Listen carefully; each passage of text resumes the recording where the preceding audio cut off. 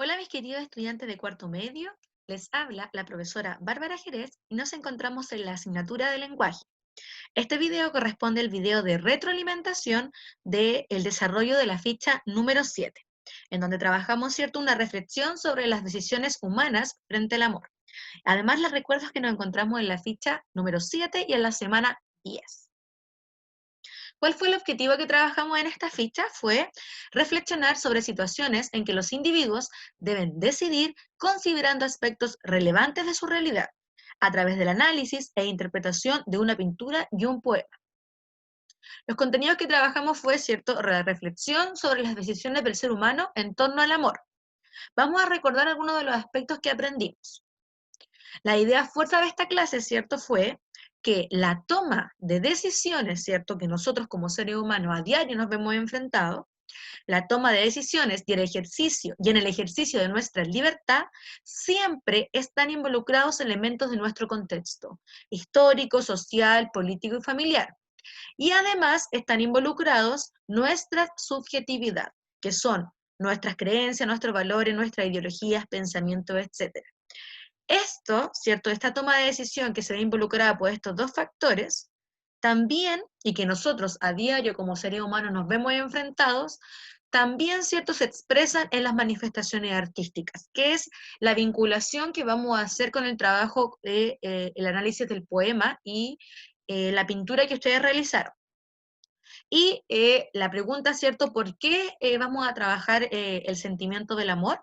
Bueno, y principalmente por el aspecto que está destacado, y es que el sentimiento y experiencia amorosa, en la inmensa variedad de sus manifestaciones, son decisivos en la existencia humana, ¿cierto? Sabemos que es un sentimiento muy intenso en todas las expresiones que tiene el amor, y que por eso lo vamos a analizar.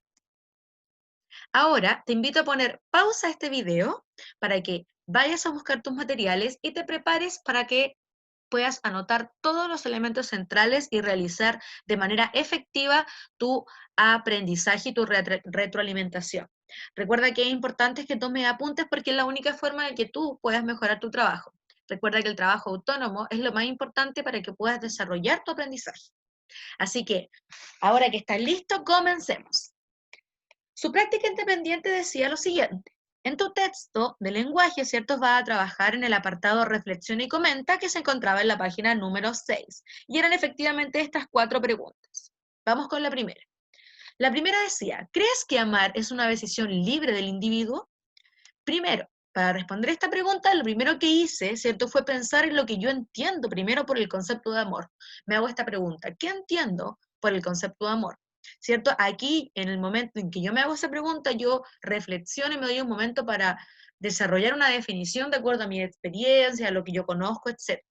Una vez que ya tengo claro lo que yo entiendo como amor, ¿cierto?, por el concepto de amor, lo relaciono con el de libertad, en donde obviamente ejerzo lo mismo.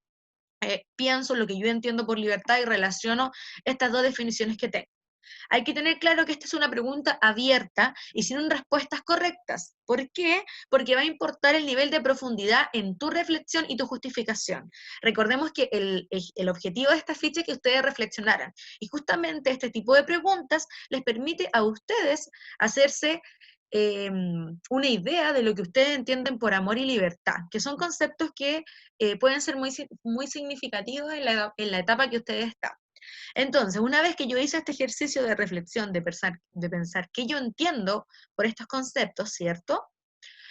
Eh, Hago mi respuesta. Y dice: los estudiantes pueden responder que sí ante la pregunta: ¿crees que amar es una decisión libre del individuo? Los estudiantes pueden responder que sí, debido a que cada uno tiene la autonomía de elegir a quién ama, su duración y cómo lo hace. También, por otro lado, pueden decir que no, porque algunas veces el amor no es recíproco, es incontrolable e ilógico, por lo que las personas terminan subordinándose al sentimiento y pierden su propia libertad. Ya, como os dije anteriormente, importa el nivel de reflexión que ustedes hagan. Podrían haber puesto que sí o podrían haber puesto que no. La pregunta número 2 decía: ¿qué visión del amor presenta la pintura de Chagall y el poema de Vilariño? Y acá yo se los puse para que lo recordaran, ¿cierto? Acá está la pintura y el poema. Para responder a esta pregunta, primero, ¿cierto?, dividí mi análisis en dos partes. Primero, analicé la pintura y luego analicé el poema, ¿ya? Siguiendo los siguientes pasos. Primero me enfoqué en observar bien la pintura para comprenderla, ¿cierto? Me detengo a mirar la pintura, le tomo detalle, miro sus detalles, los colores, los personajes que aparecen, ¿cierto? En este caso eran los amantes que volaban por sobre la ciudad, el vuelo, etc. Me fijo en esos detalles para tratar de comprender. Después relaciono, ¿cierto? Este aspecto donde yo ya tengo una idea de lo que la pintura quiere decirme, ¿cierto? Relaciono la pintura con la pregunta, y la pregunta me decía, ¿qué visión del amor presenta?, ¿cierto? Relaciono esto con la visión del amor, ¿cierto? Donde ya tengo la idea en mi cabeza de que los amantes se encuentran volando en el cielo, ¿cierto? Y posteriormente hago mi interpretación de la imagen de la pintura, ¿cierto? Con la idea de los amantes viviendo su amor en libertad, que es lo que yo logro interpretar al momento de ver a dos parejas que están entrelazadas volando por la ciudad, ¿cierto? Ahora, la segunda parte de mi análisis, que era el poema, ¿cierto? Hice lo siguiente. Leí el poema 2 veces, ¿cierto? Para comprender lo mejor posible. Mientras lo hacía, ¿cierto? Iba escribiendo ideas principales al margen de cada estrofa o de cada verso, ¿ya? De acuerdo a lo que yo iba comprendiendo. Luego relacioné este contenido del poema, ¿cierto? Porque al tener toda mi idea anotada al margen, yo hago la interpretación, ¿cierto? Porque ya tengo una idea mental de lo que el mensaje, del mensaje que el poema quiere entregar. Y lo relaciono con la pregunta que me están preguntando por la visión de amor del poema. Posteriormente interpreté estas ideas del poema para construir la respuesta, ¿cierto? Y finalmente la respuesta final, uniendo ambos procedimientos, el análisis que hice de la pintura y el análisis que hice del poema, ¿cierto? La respuesta quedaría. En la pintura de Chagall está la panorámica del amor libre en el vuelo de los amantes. Estos están unificados, ¿cierto? Vemos que en la parte de los pies están entrelazados y escapan juntos alzados por los aires de la ciudad. En Vilariño está presente este amor incontrolable y contradictorio, que afecta el propio poder de decisión. Y acá puso unos versos de ejemplo. No te amo, bien sé que no, lo sé, pero te amo. Que culpa a factores externos, que es la luz, es la hora, la tarde de verano, o que queda sometido a las pasiones, desesperadamente y esperando, no obstante, esperándote, entre otras interpretaciones posibles. Esa era la visión del amor que ambas obras artísticas nos presentaban, ¿cierto? La pintura de Chagall nos presentaba un amor más, eh, más cálido, en libertad, intenso. En cambio acá, el amor que nos presenta, o la visión del amor que nos presenta Vilariño es un poco eh, contradictoria, ¿cierto? Como muy pasional. Esa es la diferencia. Ahora, la pregunta número 3 decía, ¿qué significado das a la idea de llegar de paso con que finaliza el poema No te amaba? ¿Cómo se relaciona esta idea con conceptos como la decisión o la libertad? Para responder esta pregunta, lo primero que hice fue fijarme en que la pregunta se compone de dos partes. A veces uno comete el error de responder la primera parte de la pregunta y en el proceso olvida, ¿cierto?, completarla. Entonces, ¿qué hago yo? Primero me fijo en la pregunta que está subrayada, que es la primera, ¿cierto? Primero respondo la primera, valga la redundancia. Para eso, vuelvo a leer los versos del poema, ¿cierto? Para relacionarlos con la idea general que el poema busca transmitir, que es esta idea de amor incontrolable e intenso, ¿cierto? Mientras que me están pidiendo por el verso llegar de paso, entonces yo focalizo, ¿cierto?, mi atención, y acá yo les puse los versos donde yo me fijé, ¿cierto?, que es que llegabas de paso, que son los últimos, pero yo obviamente es recomendable siempre leer más allá para tener una idea general de lo que esa estrofa quiere señalar. Y bueno, la estrofa que yo uní fue, y esperando no obstante, esperándote, viendo que venías por fin y llegabas de paso. Y acá obviamente yo realizo un análisis, ¿cierto? ¿Qué significa llegar de paso? O viene de paso. Hago esta reflexión, ¿cierto? Los versos llegar de paso aluden a que la persona amada llega por un momento breve de tiempo, ¿cierto? Cuando dice, no, vengo de pasadita o vengo de paso, que es algo rapidito, ¿cierto? No para quedarse de forma permanente. Y acá se puede hacer una interpretación de que puede ser un amor breve, ¿cierto? Pero significativo, o también puede ser un amor breve y que va a ser poco importante. Una vez que hago esto, ¿cierto? Paso a la segunda parte de la pregunta, que es cómo se relaciona esta idea con los conceptos como la decisión y la libertad. ¿Qué idea? La idea que yo me formé acá de llegar de paso, ¿cierto?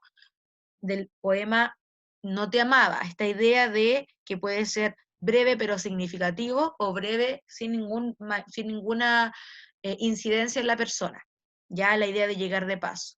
Ya que tengo esta parte de la pregunta hecha, puedo pasar a la segunda, que es cómo se relaciona esta idea con conceptos como la decisión y libertad.